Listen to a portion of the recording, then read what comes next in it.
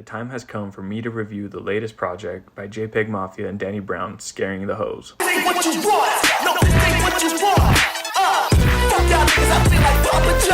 This album is hectic and chaotic. It feels like when two tornadoes collide, creating an even bigger tornado.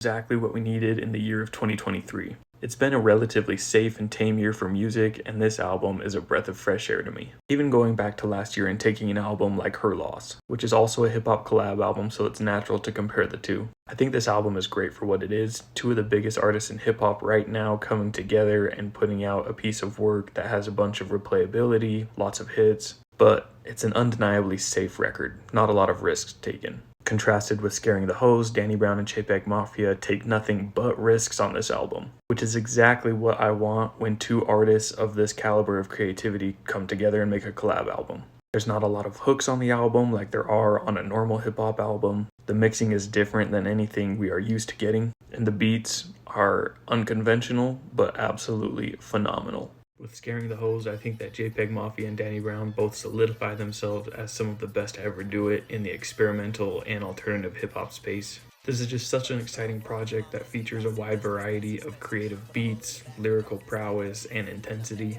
I mean, there are songs like Jack Harlow Combo Meal that feature a piano backbeat that's a lot softer. Songs like Run the Jewels that feature a saxophone as the backbone of the track, creating a beautiful jazz rap beat.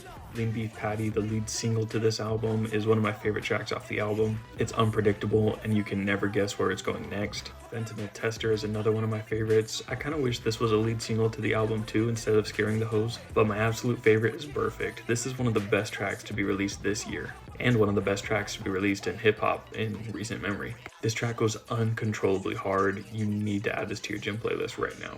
I'm telling you, this song does the equivalent to you as drinking 30 Red Bulls in one sitting. By the way, as always, I've added my favorite tracks released from this album and released this week to my New Music Friday playlist, link in my bio. A common critique of the album that I've seen is that they don't like the mixing, that the mixing is bad, especially over Danny Brown's verses. They say that they can barely hear him. Well, apparently Danny Brown knew this was going on and tweeted this meme. The mixing doesn't bug me at all. In fact, I think it's a stylistic choice. And Danny Brown seems to even acknowledge that here. Personally, I think Scaring the Hoes is a future classic, but please let me know below in the comments what did you think about the album. And don't forget to follow me for more music related content.